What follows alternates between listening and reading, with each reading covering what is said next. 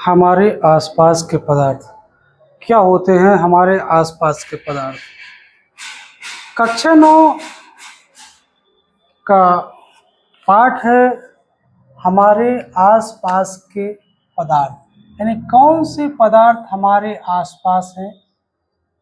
पदार्थ के बारे में आपने पिछले वीडियो में जाना। आज हम देखेंगे पदार्थ की अवस्था परिवर्तन। क्या होती है अवस्था परिवर्तन? अवस्था परिवर्तन का मतलब है कि कोई भी पदार्थ ठोस अवस्था से द्रवावस्था में और द्रवावस्था से गैस अवस्था में आसानी से बदल जाता है।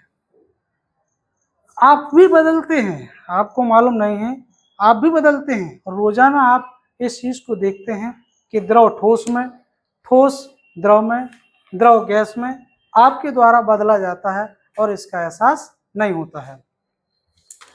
अवस्था परिवर्तन का मतलब ठोस का द्रव में, द्रव का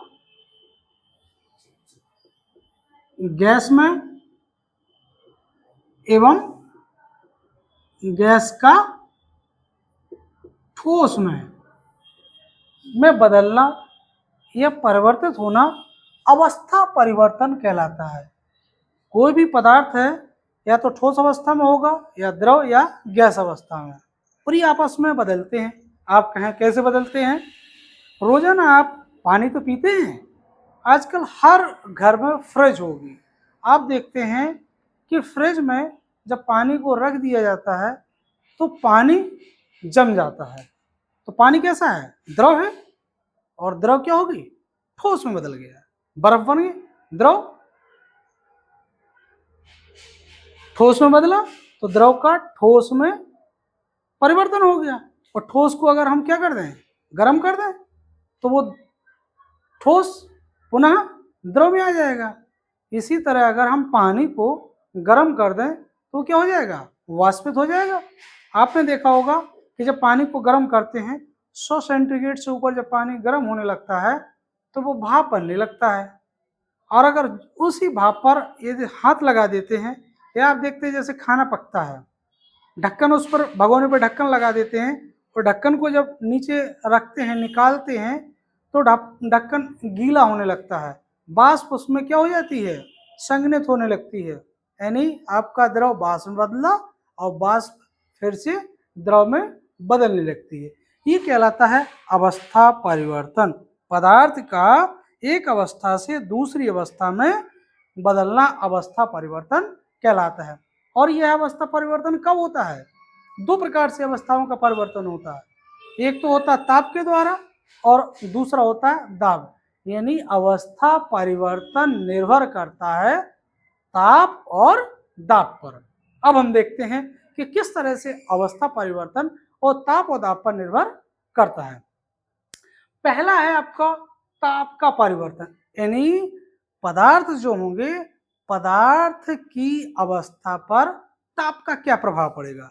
ताप को बढ़ाने पर या घटाने पर। जैसे हम बर्फ है, बर्फ को क्या कर दें, हम गर्म कर दें तो द्रव में बदल जाएगी, ताप बढ़ रहा ना। पानी है, पानी को अगर हम ठंडा कर दें, ताप को क्या कर दें? ठंडा कर दें, तो पानी पानी ठंडा होकर ठोस में बदलने लगेगा। तो ताप परिवर्तन से अवस्था भी परिवर्तित हो जाती है। तो ताप और दाब का पदार्थ की अवस्था पर प्रभाव पड़ता है। ताप परिवर्तन में पहला है आपका ठोस का द्रव में बदलना। क्या होता है? ठोस का द्रव में बदलना गलनांक कहलाता है। ठोस का, किसी भी ठोस पदार्थ को अगर गर्म करेंगे, कोई भी ठोस पदार्थ लें, किसी भी, हम बीकर ले लें और बीकर में हमने बर्फ डाल दी और बर्फ को हम वर्नल के द्वारा गर्म करेंगे। जब गर्म करेंगे तो ये बर्फ क्या होगी? पिघलने लगेगी। क्यों पिघलने लगेगी? कि जब बर्फ का ताप बढ़ाएंगे, गर्म करेंगे, तो इनकी जो अणु होंगे वो ताप को ग्रहण करके, ऊष्मा को ग्रहण करके इनके अणुओं के बीच जो आकर्षण है वो क्या हो जाएगा, कम हो जाएगा। ठोस पदार्थ को जब गर्म किया जाता है तो उनकी ऊष्मा, अणुओं की ऊष्मा क्या होती है, बढ़ने लगती है। जो ठोस के अणु ब्राह्म अवस्था में थे, गति नहीं कर रहे थे, लेकिन जब गर्म किया जाता है तो उनके अणु ऊर्जा को लेकर भागने लगते हैं, उनके बीच आकर्षण कम होने लगता है।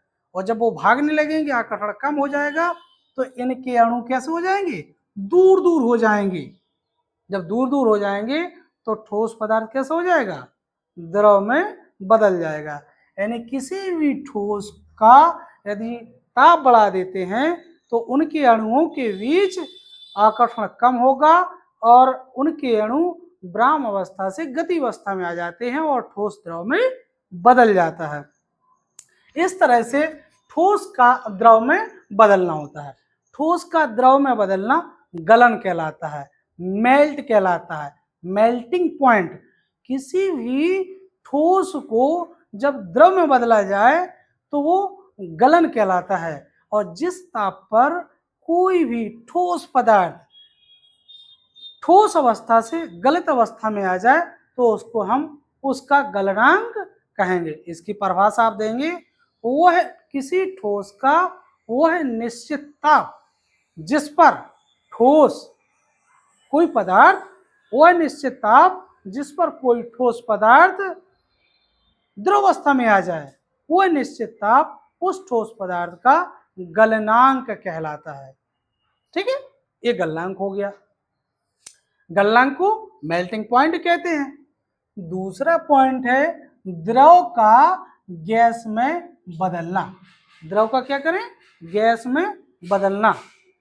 किसी भी द्रव में जब हम गर्म करते हैं, द्रव को गर्म करेंगे तो उनके अणुओं के बीच क्या होगी, गति बढ़ जाएगी।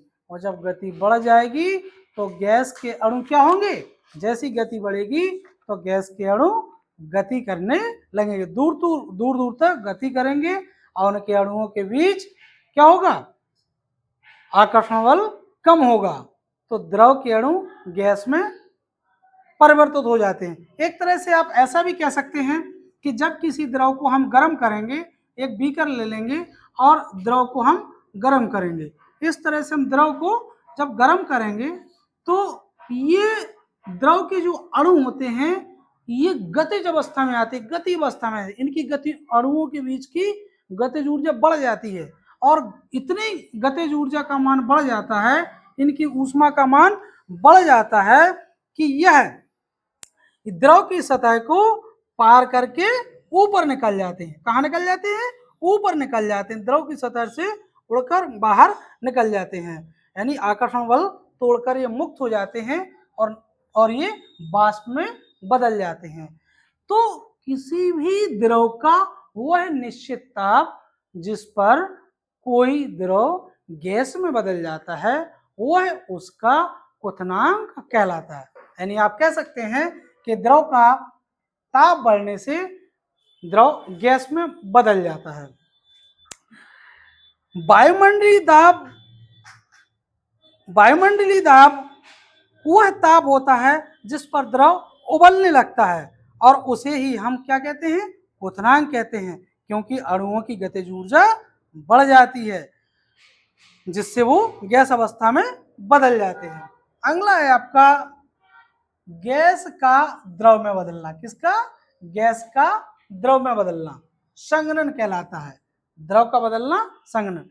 यदि हम गैस को, वाष्प को, किसी पानी को गर्म करें हम और पानी गर्म हो रहा है, उसके ऊपर ढक्कन रख दें, हाथ रख दें, लगा लें तो गीला महसूस हो जाता है। तो वाष्प को अगर हम ठंडा कर लें तो वह द्रव में परिवर्तित हो जाती है। तो ये ताप का प्रभाव है। गैस को हमने क्या किया, वाष्प को ठंडा किया तो द्रव में बदल गया। तो वाष्प का द्रव में बदलना संघनन कहलाता है। द्रव का वाष्प में बदलना संघनन कहलाता है। ये ताप का प्रभाव है। अगर ताप हम नहीं बढ़ाते हैं तो ये गैस द्रव में परिवर्तित नहीं होगी। वाष्प को ठंडा करें, हम यहां पर क्या कर रहे थे, यहां पर ताप को बढ़ा रहे थे, ताप बढ़ा रहे थे। ठोस का द्रव में बदल रहा है, ठोस क्या हो रहा है, द्रव में बदल रहा, द्रव गैस में बदल रहा। और यहाँ क्या है, गैस को हम ठंडा करें, ताप को क्या करें, कम। तो ये गैस वाष्प द्रव में बदल गई, तो वाष्प का द्रव में बदलना संघनन।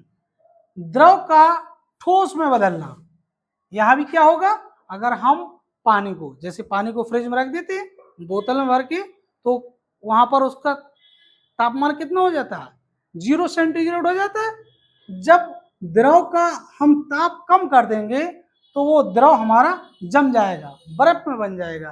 तो द्रव का बर्फ में, पानी का बर्फ बनना द्रव का ठोस में परिवर्तन कहलाता है, जिसे हम हिमीकरण कहलाते हैं। यानी वह ताप जिस पर कोई द्रव ठोस में परिवर्तित हो जाता है वह उसका हिमांक कहलाता है। एक निश्चित ताप होता है, सभी द्रवों का एक निश्चित ताप होता है, एक निश्चित क्वथनांक होता है।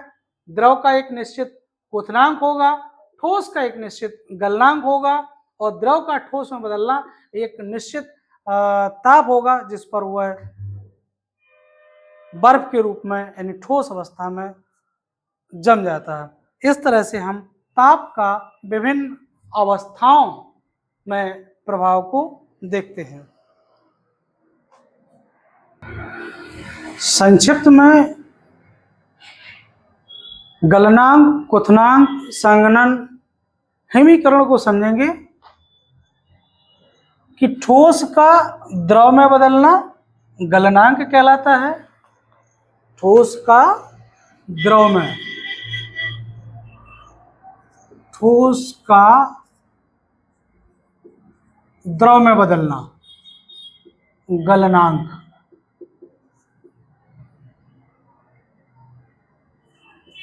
द्रव का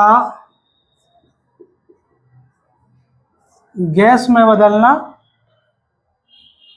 क्वथनांक।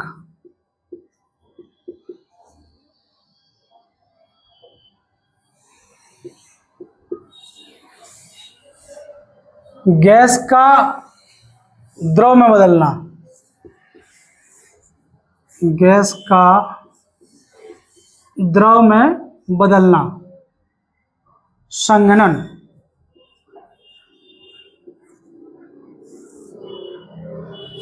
द्रव का ठोस में बदलना हिमीकरण।